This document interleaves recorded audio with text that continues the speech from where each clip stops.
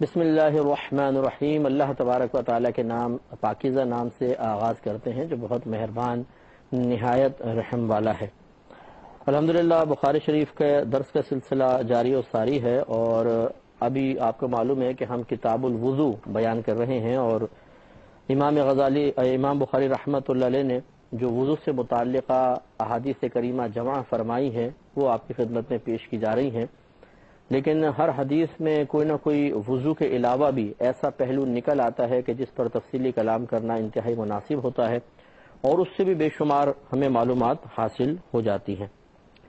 تو ابھی جو چل رہا ہے وہ ہمارا باب چل رہا تھا 38واں کہ باب مسح الرأس کلہ،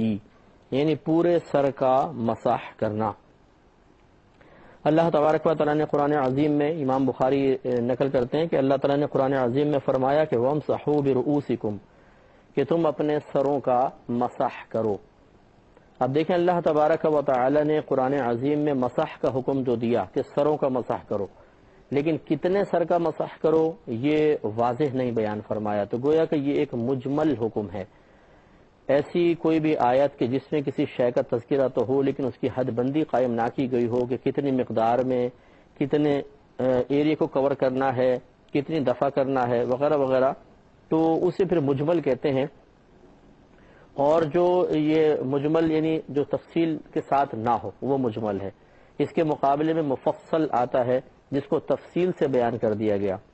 اس لیے ہم بچوں کو یاد کراتے ہیں ایمان مفصل اور ایمان مجمل، جس میں ہماری ایمانیات کا تذکرہ تھوڑا سا تفصیل کے ساتھ ہے اسے ایمان مفصل کہہ دیتے ہیں، اور اس میں مختصر سا ہے اسے ایمان مجمل کہا جاتا ہے۔ تو قرآن عظیم میں جب کوئی آیت مجمل ذکر کی جائے، اس میں مکمل طور پہ وضاحت نہ ہو، تو پھر یہ فقہائے اسلام کا کام ہوتا ہے کہ وہ دیگر اس سے متعلقہ آیات کو دیکھتے ہیں کہ شاید کوئی اس کی تفصیل بننے کی صلاحیت رکھتی ہو، اس مجمل کے اجمال کو اختصار کو ختم کر دے۔ اگر آیت نہیں ملتی تو پھر احادیث کریمہ کی طرف آتے ہیں اور کسی حدیث سے اس کا اجمال دور کرنے کی کوشش کرتے ہیں۔ اگر وہ بھی نہیں ملتی تو پھر صحابہ کرام کے اقوال دیکھتے ہیں، اور پھر وہ بھی نہ ملے بالفرض، ویسے تو ہوتا نہیں ہے، کہیں نہ کہیں وضاحت ہو چکی ہوتی ہے، لیکن اگر بالفرض کسی آیت میں کسی جہت سے اجمال موجود ہو تو پھر بعد کے جو تابعین ہیں، تبع تابعین ہیں یا مجتہدین ہیں وہ اس اجمال کو ختم کرتے ہیں۔ تو اس لیے یہاں پر چونکہ اللہ تعالیٰ نے وَامْسَحُوا بِرُؤُوسِكُمْ فرمایا تو مختلف علماء کرام نے اپنے اپنے طور پر اپنی اپنی دلیلوں سے اس اجمال کو ختم کرنے کی کوشش فرمائی۔ امام اعظم ابو حنیفہ رضی اللہ تعالی عنہ کے نزدیک چوتھائی سر کا مسح کرنا لازم ہے، کیونکہ یہاں سے مسح کی فرضیت تو ثابت ہو رہی ہے کہ اللہ تعالیٰ نے فرمایا کہ اپنے سروں کا مسح کرو، اور جب اللہ تعالیٰ کسی شے کا حکم دے دے تو وہ ہم پر فرض ہوتی ہے، لیکن کتنے سر کا مسح کریں یہ معین نہیں کیا گیا۔ لہٰذا پھر امام اعظم ابو حنیفہ رضی اللہ تعالی عنہ نے احادیث کریمہ پر غور کیا، اور کچھ حدیثوں کو بنیاد بنا کر آپ نے چوتھائی سر کے مسح کو فرض قرار دیا ہے۔ تو یہ آگے انشاءاللہ میں بیان کرتا ہوں۔ یہ بیچ میں ایک حدیث بھی تھی، حدیث نمبر 185، یہ میں بیان کر چکا تھا کہ حضرت عبداللہ بن زید رضی اللہ تعالی عنہ کہتے ہیں، اور وہ عمر بن یحییٰ کے دادا ہیں، کہ کیا آپ مجھے دکھا سکتے ہیں کہ کس طرح رسول اللہ صلی اللہ علیہ وسلم وضو کیا کرتے تھے؟ یعنی ایک شخص نے آپ سے پوچھا کہ کس طرح وضو کرتے تھے، آپ مجھے دکھا سکتے ہیں؟ تو عبداللہ بن زید نے فرمایا کہ ہاں۔ پھر انہوں نے پانی منگوایا اور اپنے دونوں ہاتھوں پر ڈالا، پھر ان کو 2 مرتبہ دھویا، پھر 3 مرتبہ کلی کی، اور 3 بار ناک میں پانی ڈالا، پھر 3 مرتبہ چہرے کو دھویا، پھر اپنے دونوں ہاتھوں کو 2 مرتبہ کوہنیوں تک دھویا، پھر دونوں ہاتھوں سے اپنے سر کا مسح کیا، سر کے اگلے حصے سے مسح شروع کیا، پھر دونوں ہاتھ گدی تک لے جا کر واپس وہیں لائے جہاں سے مسح شروع کیا تھا، پھر آپ نے اپنے دونوں پیروں کو دھویا۔ تو اس حدیث سے معلوم ہوا کہ حضرت یہ یحییٰ عمر بن یحییٰ کے دادا ہیں یہ عبداللہ بن زید، ان کا یہ عمل ثابت ہوا کہ آپ نے پورے سر کا مسح کیا، آخر تک لے کر گئے اور پھر اوپر لے کر آئے۔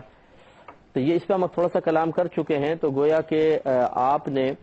مسح کا ایک طریقہ بیان فرمایا، اور یقینی سی بات ہے کہ منسوب کیا اس طرف کہ نبی کریم صلی اللہ علیہ وسلم نے اس طرح وضو کیا ہے۔ لیکن ہماری دلیل جو ہے، جو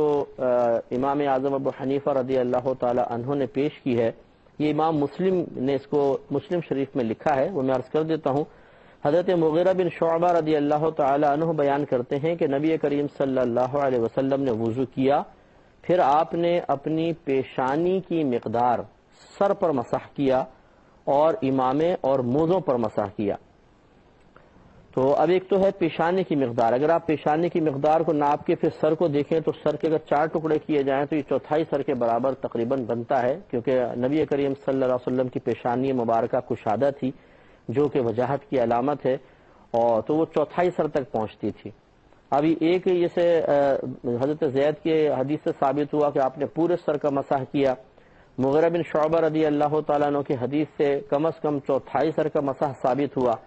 تو جب اس طریقے سے ٹکراؤ پیدا ہوتا ہے تو پھر کم از کم والی حدیث کو لیتے ہیں کہ کم از کم چوتھائی سر تو فرض ہے، کیونکہ اگر پورا سر فرض ہوتا بالفرض تو پھر مغیرہ بن شعبہ رضی اللہ تعالی عنہ نے جو دیکھا اسے کیسے غلط قرار دیا جائے۔ تو اس لیے پھر ان میں تطبیق کی صورت یہ ہے کہ یوں کہا جائے کہ یعنی موافقت دونوں حدیثوں میں پیدا کرنے کی صورت یہ ہے کہ یہ کہا جائے کہ حضرت مغیرہ بن شعبہ رضی اللہ تعالی عنہ کی حدیث سے چوتھائی سر کے مسح کا فرض ہونا ثابت ہوا، اور زید رضی اللہ تعالی عنہ کی حدیث سے ثابت ہوا کہ پورے سر کا مسح کرنا مستحب ہے۔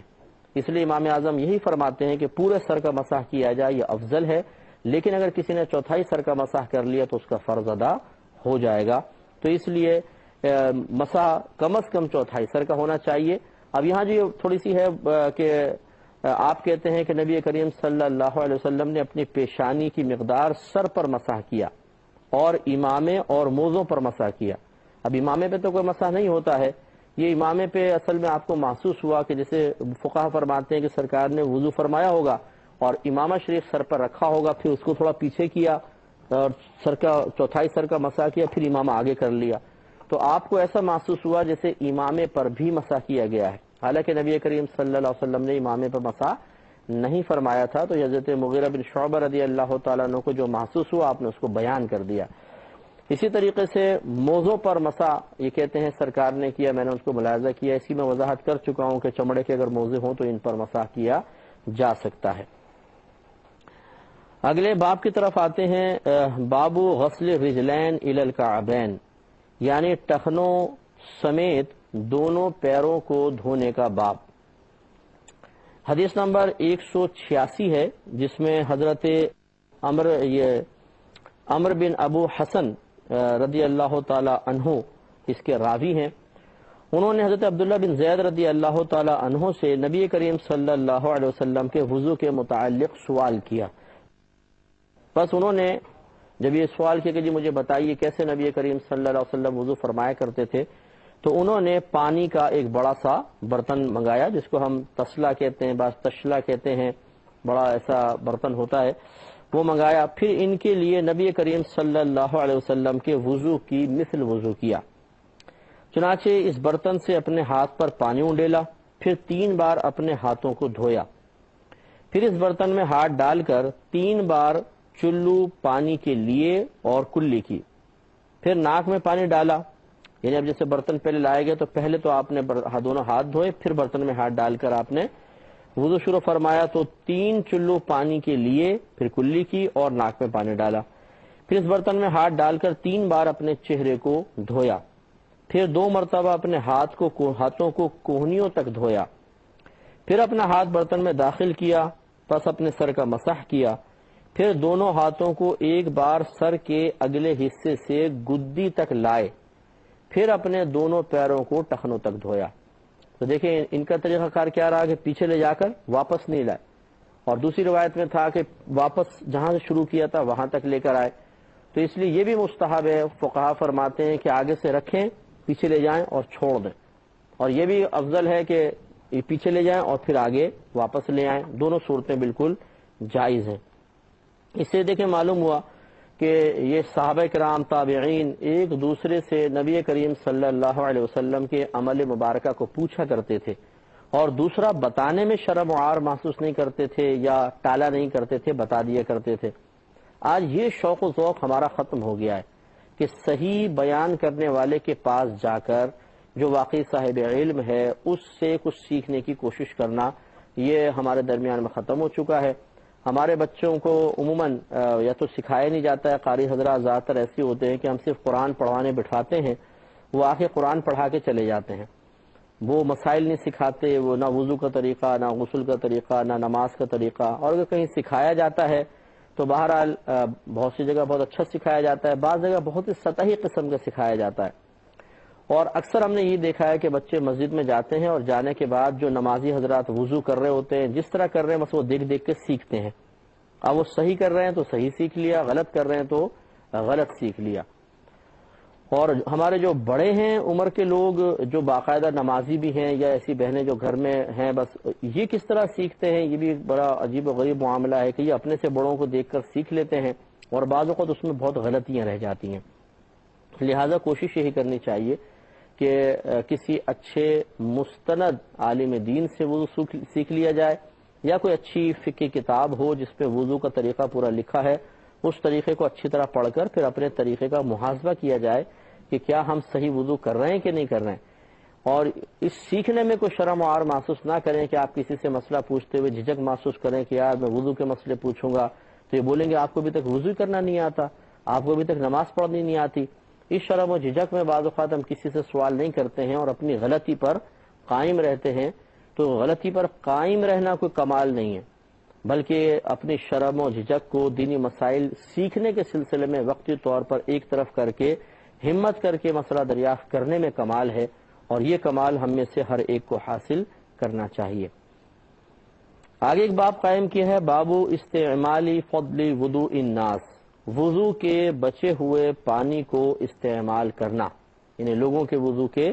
بچے ہوئے کو استعمال کرنے کا باب۔ اس میں ایک حدیث لے کر آئے ہیں 187 نمبر حدیث پاک ہے۔ اس میں حضرت الحکم نے حدیث بیان کی، انہوں نے کہا کہ میں نے حضرت ابو جحیفہ رضی اللہ تعالی عنہ کو یہ بیان کرتے ہوئے سنا کہ نبی کریم صلی اللہ علیہ وسلم ایک دوپہر کو ہمارے پاس تشریف لائے، پھر آپ کے پاس وضو کا پانی لایا گیا تو آپ نے وضو کیا، لوگ آپ کے وضو کے بچے ہوئے پانی کو لینے لگے، پھر اس پانی کو اپنے اوپر ملتے، پھر نبی کریم صلی اللہ علیہ وسلم نے ظہر کی 2 رکعت نماز پڑھی اور عصر کی 2 رکعت نماز پڑھی، اور آپ کے سامنے ایک نیزہ مرکوز تھا، گاڑ دیا گیا تھا۔ تو ذرا غور کریں، اس میں حضرت ابو جحیفہ فرماتے ہیں کہ نبی کریم صلی اللہ علیہ وسلم ایک دوپہر ہمارے پاس آئے تو آپ نے وضو کا پانی منگوایا۔ یہ کسی دوران سفر یقیناً نبی کریم صلی اللہ علیہ وسلم تشریف لائے ہوں گے، کیونکہ آپ نے ظہر اور عصر کی قصر پڑھی ہیں 2 رکعتیں، تو نبی کریم تشریف لائے اور وضو کا پانی منگایا، پھر آپ نے وضو فرمایا۔ تو لوگ اس وضو کے جو سرکار وضو فرماتے تھے قطرات گر رہے ہوتے تھے ان کو اپنے ہاتھ پہ لیتے تھے اور اپنے اوپر مل لیا کرتے تھے تبرکن برکت کے لیے۔ تو اب اس کو پہلے یہاں تھوڑا سی ایک بات سمجھیے کہ نجاست جو ہوتی ہے، گندگی جو ہوتی ہے، 2 طرح کی ہوتی ہے۔ اگر ایسی نجاست ہے کہ اس کو آپ دیکھ سکیں، آپ اسے چھو سکتے ہیں، اس کی کوئی اسمیل ہو، تو اسے کہتے ہیں نجاست حقیقیہ، جیسے پیشاب وغیرہ۔ اور ایک نجاست ایسی ہوتی ہے جس کو نہ آپ دیکھ سکتے ہیں، نہ آپ چھو سکتے ہیں، نہ اس کی کوئی اسمیل ہوتی ہے، لیکن شریعت کہتی ہے کہ یہ ناپاکی ہے، تو ہم بس شریعت کا حکم مان لیتے ہیں کہ شریعت کہہ رہی ہے ناپاکی ہے تو مان لو، ہاں ظاہری علامت تو کوئی بھی نہیں ہوتی، اسے کہتے ہیں نجاست حکمیہ۔ جیسے بے وضو پن ایک نجاست حکمیہ ہے، حالت جنابت نجاست حکمیہ ہے، اسی طرح حیض و نفاس کی حالت یہ بھی نجاست حکمیہ میں آتی ہے۔ یہی وجہ ہے کہ آپ دیکھیں ایک بے وضو آدمی کو بٹھا لیں اور ایک بے وضو آدمی کو بٹھا لیں اور پھر پوچھیں کہ بتاؤ ان میں سے بے وضو کون ہے یا باوضو کون ہے، تو ہم فرق نہیں کر سکتے ہیں، کیونکہ ایسا نہیں ہے کہ بے وضو شخص کے اوپر کوئی ظاہری طور پہ نجاست نظر آئے، کوئی اسمیل وغیرہ اس سے آ رہی ہو، یا ہم اس کو یہ چھو کر دیکھ لیں کہ بے وضو پن ہے یا نہیں ہے، یہ معلوم نہیں چل سکتا۔ تو لہذا معلوم ہوا کہ یہ چیزیں نجاست حکمیہ میں آتی ہیں۔ اب جب انسان وضو کرتا ہے، اسی لیے دیکھیں اللہ تبارک و تعالی نے اس کے رسول کریم صلی اللہ علیہ وسلم نے ہمیں بے وضو حالت میں نماز میں آنے سے منع کر دیا۔ اگر ہم پاک ہوتے، ہمارے بدن پہ نجاست نہ ہوتی تو ہم نماز کے قابل تھے۔ اس کا مطلب یہ ہوا کہ جب تک وضو نہیں کریں گے ایک نجاست ہم سے دور نہیں ہوگی، بے وضو پن کی نجاست، اور جب تک وہ دور نہیں ہوگی گویا کہ ہم نجس ہیں، جب نجس ہیں تو نماز نہیں پڑھ سکتے۔ اس لیے جب ہم وضو کرتے ہیں تو گویا کہ وضو کا پانی ہماری اس نجاست کو لے کر زمین پر گر رہا ہوتا ہے۔ جیسے امام اعظم ابو حنیفہ رضی اللہ تعالی عنہ کو اللہ نے یہ کرامت عطا فرمائی تھی کہ جب کوئی شخص وضو کرتا تو آپ اس کے وضو کے قطرات کے ساتھ گرنے والے گناہوں کو دیکھ لیا کرتے تھے۔ لہذا ایک مرتبہ آپ نے ایک نوجوان کو ملاحظہ کیا وضو کر رہا ہے تو آپ نے اپنے پاس بلایا اور فرمایا کہ بیٹا اللہ تعالیٰ کی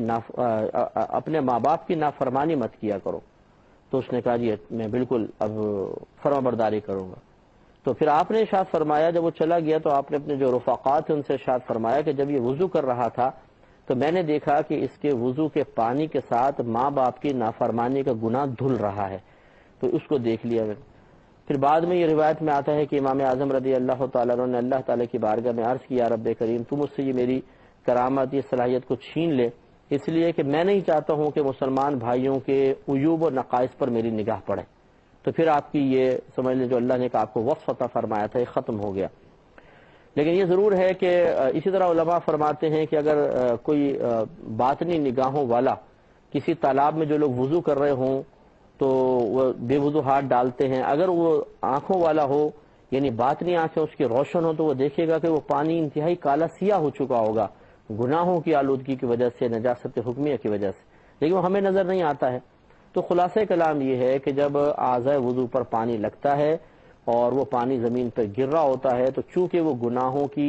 آلودگی کے ساتھ نیچے گر رہا ہوتا ہے، اس کے علاوہ جو ہم پر ایک نجاست حکمیہ ہے وہ بھی اس میں ملی ہوتی ہے، لہذا اسی لیے اس پانی کو مستعمل پانی کہتے ہیں، استعمال شدہ پانی کہتے ہیں، اور اس پانی کو اپنے کپڑوں پہ جان بوجھ کے گرانا یا مطلب مسجد کے فرش پر گرانا یہ منع ہوتا ہے۔ اپنے کپڑوں پہ گرے تو یہ مکروہ تنزیہی ہے، یعنی شریعت نے ناپسند کیا لیکن گناہ نہیں ہے۔ لیکن مسجد کے فرش کے بارے میں علماء ارشاد فرماتے ہیں